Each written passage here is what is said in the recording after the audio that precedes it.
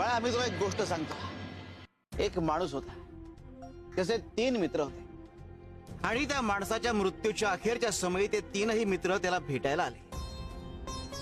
माणसाने तिघांना प्रश्न विचारला की बाबांनो, आयुष्यभर तुम्ही माझी सोबत केली, आता मृत्यूनंतरही माझी सोबत कराल का?